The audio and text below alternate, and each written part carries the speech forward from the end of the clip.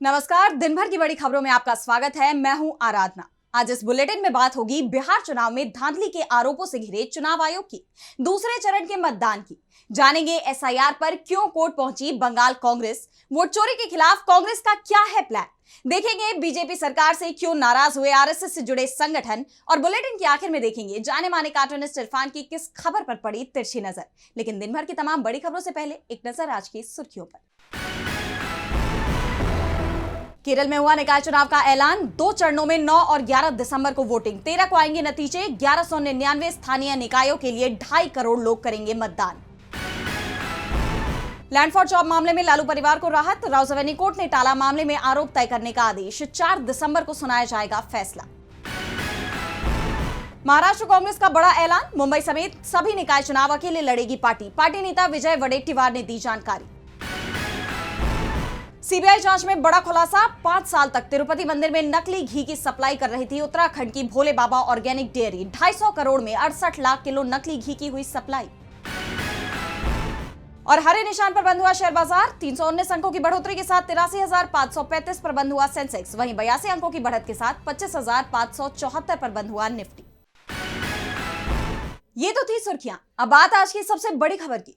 बिहार विधानसभा चुनाव में दूसरे चरण की वोटिंग से ठीक पहले आरजेडी नेता तेजस्वी यादव ने चुनाव आयोग और केंद्रीय गृह मंत्री पर गंभीर आरोप लगाए। तेजस्वी ने कहा कि चुनाव आयोग बीजेपी के इशारे पर काम कर रहा है। वो अभी तक ये नहीं बता रहा कि कितने लोगों ने पहले चरण में वोटिंग की है। बड़ी गड़बड़ी हो रही है और ये सब कुछ केंद्रीय गृह मंत्री के इशारे पर हो रहा है। तो क्या कुछ कहा है तेजस्वी ने और क्या जवाब दिया बीजेपी ने, देखिए इस रिपोर्ट में। बिहार में दूसरे चरण की वोटिंग से पहले तेजस्वी यादव ने चुनाव आयोग और केंद्रीय गृह मंत्री अमित शाह पर बड़ा हमला किया है। तेजस्वी ने कहा कि 2 गुजराती किसी भी कीमत पर बिहार पर कब्जा करना चाहते हैं। वो बिहार को अपना उपनिवेश बनाना चाहते हैं। बिहार की जनता संविधान विरोधी कार्य करने वाले बेगैरत बेजमीर सत्ताधारी नेताओं को कड़ा सबक सिखाने के लिए एक पैर पर खड़ी है। गणतंत्र की जननी बिहार में इनकी वोट चोरी हरगिज नहीं चलेगी। जनता हर प्रकार से इनकी वोट चोरी और लोकतंत्र की डकैती रोकने के लिए तैयार है। तेजस्वी ने कहा कि पहले चरण के बाद एनडीए खेमे में भारी गमगीन माहौल है। हार के खौफ से गृह मंत्री अधिकारियों से मिलकर और फोन पर धमकी दे रहे हैं। जहां ठहरते हैं उस होटल के सीसीटीवी बंद कराकर देर रात्रि अधिकारियों को बुलाते हैं। ईडी के चंगुल में फंसे अधिकारी महागठबंधन के कार्यकर्ताओं को वोटिंग समाप्त होने तक हिरासत में लेने के निर्देश दे रहे हैं। जिस बूथ पर महागठबंधन मजबूत है उस बूथ पर गड़बड़ी के आदेश दिए जा रहे हैं। तेजस्वी ने कहा कि बदलाव निश्चित है, इसलिए अधिकारी फोन करने वाले का स्क्रीनशॉट तक हमें भेज रहे हैं। इसके साथ ही तेजस्वी ने चुनाव आयोग पर भी गंभीर आरोप लगाए हैं। उन्होंने कहा कि 4 दिन बीत जाने के बाद भी चुनाव आयोग ने मतदान के आंकड़े जारी नहीं किए हैं, जिससे ये साफ होता है कि आयोग कुछ छुपा रहा है। आखिर आयोग बता क्यों नहीं रहा कि कितने पुरुषों और कितनी महिलाओं ने वोट डाला। चुनाव आयोग अब भाजपा का टूल बन चुका है। तेजस्वी ने चुनाव आयोग और बीजेपी पर सवाल उठाए। कांग्रेस ने भी तेजस्वी के दावे का समर्थन किया है। साथ ही राहुल गांधी तो पहले से ही बिहार में वोट चोरी की बात कहते चले आ रही हैं, तो इसे लेकर बीजेपी की सफाई सामने आ गई है। बीजेपी ने तेजस्वी यादव के आरोपों पर चुनाव आयोग से शिकायत की है। बीजेपी नेता कृष्ण कुमार कल्लू ने कहा कि जो आरोप अमित शाह पर तेजस्वी की तरफ से लगाए गए हैं वो सरासर गलत और मनगढ़ंत है। बीजेपी और चुनाव आयोग पर अब धांधली के गंभीर आरोप लगे हैं। इसके सबूत भी सामने आ रहे हैं। तो बीजेपी चुनाव आयोग का बचाव करती दिख रही है। बिना जांच के ही तेजस्वी के आरोपों को झूठा बताया जा रहा है। और इन सब के बीच दोनों ही दलों की तरफ से दूसरे चरण की जोर आजमाइश भी हो रही है। दूसरे चरण की 122 सीटों के लिए वोटिंग कुछ ही घंटे बाद शुरू होने वाली है। बिहार में विधानसभा चुनाव की तैयारियां पूरी हो चुकी हैं, चाहे वो राजनीतिक दलों की तरफ से हो या चुनाव आयोग की तरफ से। सभी पक्षों ने एड़ी चोटी का जोर लगा दिया है। पहले चरण में 6 नवंबर को 243 में 121 सीटों पर मतदान किया जा चुका है और अब दूसरे चरण के लिए 11 नवंबर को 20 जिलों की 122 विधानसभा सीटों पर वोटिंग होगी। सुबह 7 बजे से मतदान केंद्रों में कतार लगनी शुरू हो जाएगी, जिसके लिए कुल 45,399 बूथ बनाए गए हैं, जिनमें 5,326 शहरी और 40,073 ग्रामीण क्षेत्रों में हैं। इनमें 595 बूथ पूरी तरह महिलाओं द्वारा संचालित होंगे, जबकि 91 बूथ दिव्यांगों द्वारा संचालित होंगे और 316 मॉडल बूथ बनाए गए हैं। सभी मतदान केंद्रों पर वेबकास्टिंग की भी व्यवस्था की गई है। निर्वाचन विभाग में कंट्रोल रूम बनाया गया है। चुनावकर्मी ईवीएम लेकर बूथों पर पहुंच चुके हैं। चप्पे चप्पे पर पुलिस की टीम और सुरक्षा बलों की भी तैनाती की गई है। इस बार इमामगंज प्रखंड के हेरहज, पथरा और केवलडीह गांव के मतदाता लगभग 25 साल बाद अपने गांव में ही मतदान कर सकेंगे। नक्सलियों के प्रभाव के चलते अब तक इन्हें अपने गांव से 10-12 किलोमीटर दूर जाकर वोट डालना पड़ता था।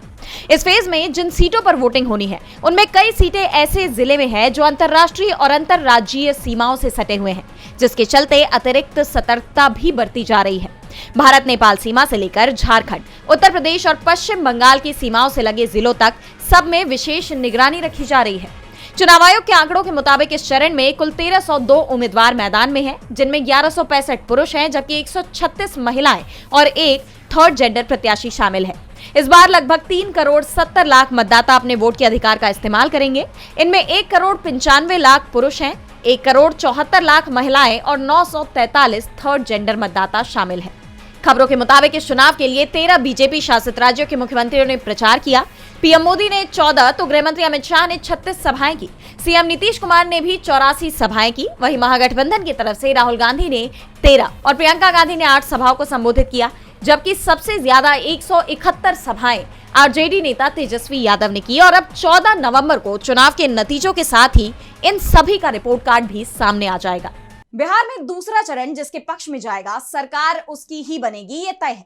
बिहार विधानसभा चुनाव में इस बार एसआईआर बड़ा मुद्दा बना रहा और इसका असर अब देश के दूसरे राज्यों पर भी दिख रहा है। बिहार के बाद पश्चिम बंगाल में विधानसभा चुनाव है और यहां भी एसआईआर को लेकर बवाल मचा हुआ है। बंगाल कांग्रेस सुप्रीम कोर्ट पहुंच गई है, तो टीएमसी ने बड़ा खुलासा किया है। देखिए ये रिपोर्ट। बिहार में एसआईआर को लेकर तो बवाल पहले से ही मचा हुआ था और अब इसे लेकर पश्चिम बंगाल में भारी सियासी बवाल खड़ा हो गया है, जहां एक तरफ राज्य में इस प्रक्रिया को लेकर खुद की जान लेने के मामले थमते नहीं दिख रहे, तो वहीं अब कांग्रेस ने भी बंगाल एसआईआर के मुद्दे पर सुप्रीम कोर्ट का दरवाजा खटखटाया है।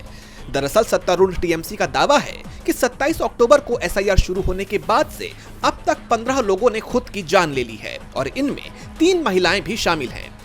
पार्टी का कहना है कि एसआईआर के डर से कुछ लोगों ने ऐसा कदम उठाया, जबकि कुछ की जानें हार्ट अटैक या ब्रेन स्ट्रोक से गई हैं। इस बीच अब इस मामले में कांग्रेस की बंगाल यूनिट की एंट्री हो गई है। बंगाल कांग्रेस ने एसआईआर के खिलाफ सुप्रीम कोर्ट में याचिका दायर की है। जस्टिस सूर्यकांत की बेंच में ये मामला उठाया गया है। यही बेंच बिहार एसआईआर मामले की भी सुनवाई कर रही है। अब सुप्रीम कोर्ट 11 नवंबर को तमिलनाडु सरकार की एसआईआर प्रक्रिया के खिलाफ दायर याचिका पर भी सुनवाई करेगा। इन सब के बीच टीएमसी के आरोपों को बीजेपी ने सिरे से खारिज कर दिया है। पार्टी का कहना है कि टीएमसी जनता को गुमराह करने की कोशिश कर रही है, लेकिन सवाल उठ रहे हैं कि जब सवाल चुनाव आयोग से पूछा जा रहा है तो फिर जवाब बीजेपी क्यों दे रही है। लेकिन तमाम विरोध के बावजूद पश्चिम बंगाल में एसआईआर का काम जारी है। 80,000 से ज्यादा बूथ लेवल ऑफिसर्स एसआईआर के फॉर्म्स बांट रहे हैं। 9 नवंबर की रात 8 बजे तक 5.15 करोड़ से ज्यादा एसआईआर के फॉर्म्स बांटे जा चुके हैं।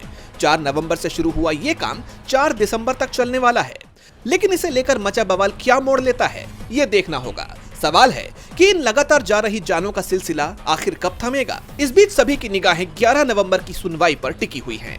विपक्ष का दावा है कि एसआईआर के जरिए वोट चोरी का खेल हो रहा है। राहुल गांधी इसे लेकर लगातार खुलासे भी कर रहे हैं और अब कांग्रेस वोट चोरी का मामला राष्ट्रपति के पास ले जाने की तैयारी में जुट गई है। वोट चोरी के खिलाफ 1 करोड़ से ज्यादा हस्ताक्षर लेकर कांग्रेस महासचिव दिल्ली पहुंचे। तो क्या है कांग्रेस का पूरा प्लान, देखिए इस रिपोर्ट में। कांग्रेस पार्टी ने देश भर में चलाए गए अपने वोट चोर गद्दी छोड़ अभियान के तहत करोड़ों हस्ताक्षर जुटाने का दावा किया है। पार्टी के संगठन महासचिव केसी वेणुगोपाल इन हस्ताक्षरों के कागजात लेकर दिल्ली पहुंचे, जहां उन्होंने मीडिया को संबोधित किया।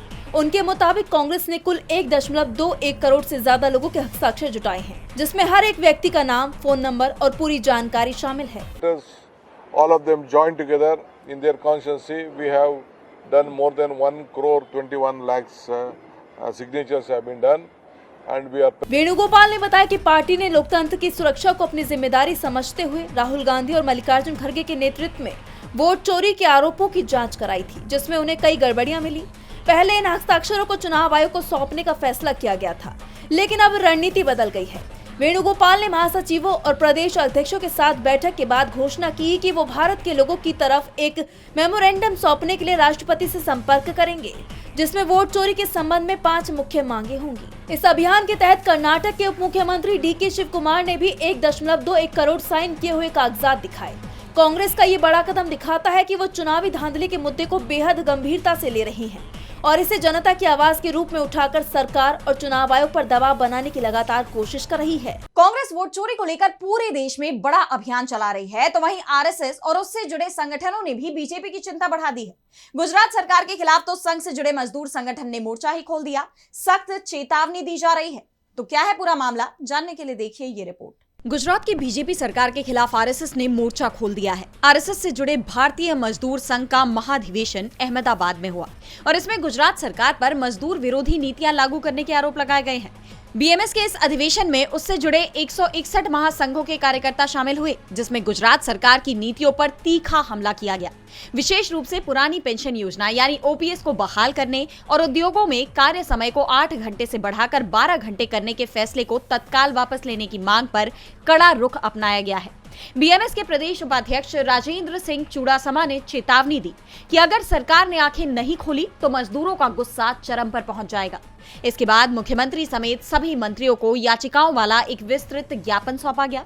संघ की मांगों की बात करें तो पुरानी पेंशन योजना यानी ओपीएस का तत्काल कार्यान्वयन, 8 घंटे से 12 घंटे किए गए कार्य समय वृद्धि के फैसले को वापस लेने की मांग। बीएमएस ने इस मुद्दे पर गठित समिति में अपना प्रतिनिधित्व मांगा है और समिति गठन तक फैसले को लागू न करने की मांग की है। इसके अलावा एएलसी, डीएलसी, जीएलओ और औद्योगिक सुरक्षा एवं स्वास्थ्य विभाग के सभी स्तरों पर रिक्त पदों को तुरंत भरा जाए। सरकारी विभागों से शुरू करते हुए ठेका प्रणाली को पूरी तरह से समाप्त किया जाए। साथ ही ठेका श्रमिकों के शोषण को रोकने के लिए हरियाणा सरकार की तर्ज पर एक नया बोर्ड गठित करने की मांग की गई है और निश्चित अवधि के कर्मचारियों का कार्यकाल घटाकर 1 साल कर उन्हें नियमित वेतनमान में शामिल किया जाए। बीएमएस के विरोध प्रदर्शन से बीजेपी के अंदर चिंता दिख रही है, क्योंकि बीजेपी सरकार की नीतियों को लेकर पहली बार इतना आक्रामक रुख संघ से जुड़े संगठनों ने अपनाया है। ओपीएस को लेकर तो सीधे सीधे गुजरात सरकार के साथ ही मोदी सरकार को भी सवालों में खड़ा कर दिया गया है, जिससे साफ है कि बीजेपी और संघ के बीच दूरियां बढ़ रही हैं। हाल ही में आरएसएस चीफ मोहन भागवत का भी एक बयान सामने आया था, जिसमें उन्होंने कहा था कि संघ नीतियों के आधार पर समर्थन करता है। अगर कांग्रेस की नीतियां संघ को सही लगेंगी तो वो कांग्रेस का भी समर्थन करने को तैयार है। बीजेपी से संघ की नाराजगी की खबरें तो पहले से ही आ रही थी। अब उससे जुड़े संगठन बीजेपी सरकार के खिलाफ सड़क पर उतर आए हैं, जिसने बीजेपी हाईकमान की चिंता बढ़ा दी है। तो चिंता मोदी सरकार के महिला आरक्षण कानून को लेकर भी हो रही है। कानून तो बन गया है, लेकिन ये लागू कब होगा ये तय नहीं हुआ है और ये मामला अब सुप्रीम कोर्ट पहुंच गया है। तो क्या है पूरी खबर, देखिए इस रिपोर्ट में। सुप्रीम कोर्ट ने केंद्र सरकार को नोटिस जारी किया है। महिला आरक्षण कानून को तुरंत लागू करने की मांग वाली एक याचिका पर केंद्र सरकार को ये नोटिस जारी हुआ है। ये कानून संसद और राज्य की विधानसभाओं में महिलाओं को 33% आरक्षण देता है, लेकिन वर्तमान प्रावधानों के मुताबिक ये आरक्षण जनगणना और उसके बाद की होने वाली परिसीमन यानी डिलिमिटेशन प्रक्रिया के बाद ही लागू होगा, जिसकी समय सीमा अभी तय नहीं है। जस्टिस बीवी नागरत्न और जस्टिस आर महादेवन की बेंच ने इस मामले की सुनवाई की। याचिकाकर्ता के वकील ने कोर्ट में तर्क दिया कि सरकार ने 33% महिला आरक्षण तो दे दिया, लेकिन इसे एक ऐसी प्रक्रिया से जोड़ दिया गया है जो ना जाने कब शुरू होगी। अभी तक जनगणना भी शुरू नहीं हुई है, जबकि डिलिमिटेशन तो उसके बाद ही होता है। कानून बन चुका है तो लागू करने में ऐसी अनिश्चित शर्त नहीं लगाई जानी चाहिए। कोई तार्किक आधार नहीं है, कुछ नहीं बताया गया है कि कब शुरू होगा और कब खत्म होगा। इस पर जस्टिस नागरत्न ने कहा कि किस कानून को कब लागू करना है ये सरकार यानी एग्जीक्यूटिव का काम है। हम सिर्फ इतना पूछ सकते हैं कि वो इसे कब लागू करने का प्रस्ताव रखते हैं। शायद सरकार इसे वैज्ञानिक डेटा पर आधारित करना चाहती हो। इस पर याचिकाकर्ता के वकील ने कहा कि जब सरकार ने 33% आरक्षण का प्रावधान किया तो ये माना जाना चाहिए कि उनके पास पहले से ही आवश्यक वैज्ञानिक डेटा मौजूद था। कोर्ट ने सरकार को नोटिस जारी कर इस संबंध में अब सख्त निर्देश दे दिया है। अब अगली सुनवाई में केंद्र सरकार को यह स्पष्ट करना होगा कि वो महिला आरक्षण कानून लागू करने की समय सीमा और उसकी योजना को लेकर क्या सोचती है। सुप्रीम कोर्ट ने केंद्र को नोटिस जारी कर दिया है, जवाब मांगा गया है। वैसे मोदी सरकार का कहना है कि जनगणना के बाद ही ये कानून लागू हो पाएगा, जिसकी प्रक्रिया शुरू हो चुकी है। जनगणना 2027 का पहला प्री टेस्ट 10 नवंबर से शुरू हो गया है, जो 30 नवंबर तक चलेगा। तो क्या है इस बार की जनगणना में खास, जानने के लिए देखिए ये रिपोर्ट। केंद्र सरकार के आगामी राष्ट्रीय जनगणना 2027 की तैयारियों के तहत आज यानी कि 10 नवंबर से प्री टेस्ट प्रक्रिया की शुरुआत कर दी गई है। ये प्रक्रिया 10 नवंबर से शुरू होकर 30 नवंबर 2025 तक के बीच देश भर के चुनिंदा क्षेत्रों में आयोजित की जाएगी। ये देश की पहली डिजिटल जनगणना होगी, जिसमें नागरिकों की जाति संबंधी जानकारी भी दर्ज की जाएगी। प्री टेस्ट का मकसद डेटा कलेक्ट करने के तरीकों, लॉजिस्टिक्स ट्रेनिंग और डिजिटल टूल्स की जाँच करना है। ये 2027 की जनगणना से पहले फील्ड की चुनौतियों का आकलन करने के लिए भी की जा रही है। साथ ही जनगणना की प्रभावशीलता और सटीकता का परीक्षण करना है। टेस्ट में मोबाइल ऐप से डेटा कलेक्शन और सेल्फ एन्यूमरेशन का टेस्ट किया जाएगा।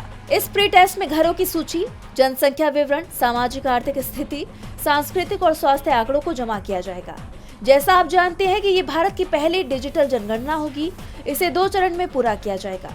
पहला चरण हाउस लिस्टिंग का है, जो अप्रैल से सितंबर 2026 तक पूरा चलेगा, और दूसरा चरण जनसंख्या गणना का है और ये पूरे देश में फरवरी 2027 से शुरू होगा। लेकिन जनगणना कैसे होगी, इसके मद्देनजर सरकार ने प्री टेस्ट यानी ट्रायल शुरू कर दिया है। पहले जनगणना में डेटा कागज पर भरा जाता था, फिर उसे डिजिटल रूप में बदला जाता था। ये प्रक्रिया काफी समय लेती थी और इसमें गलती की भी ज्यादा गुंजाइश रहती थी। लेकिन अब ये सब डिजिटल रूप में और रियल टाइम में होगा। जनगणना 2027 को लेकर सरकार इसलिए भी तैयारियों पर ज्यादा जोर दे रही है, क्योंकि मोदी सरकार में होने वाली ये पहली जनगणना होगी। आखिरी बार 2011 में मनमोहन सरकार के समय में जनगणना हुई थी। और बुलेटिन के आखिर में देखेंगे जाने माने कार्टूनिस्ट इरफान की किस खबर पर पड़ी तिरछी नजर।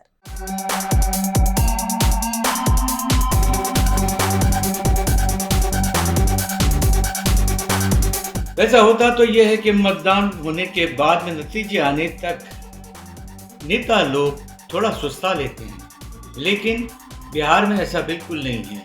वहां पर विपक्षी नेताओं की नींद उड़ी हुई है, वो रातों दिन जाग रहे हैं, क्योंकि शहर की सड़कों पर एक शोर निकला हुआ है आधी रात के बाद। वो चोर जो सिर्फ वोट ही चोरी नहीं कर रहा है, बल्कि सरकारें तक चुरा रहा है, ऐसा खबरें कह रही हैं और वीडियो भी सामने आ रहे हैं। अगर इन बातों में सच्चाई है तो मोदी है तो मुमकिन होने में बिल्कुल भी देर नहीं लगी।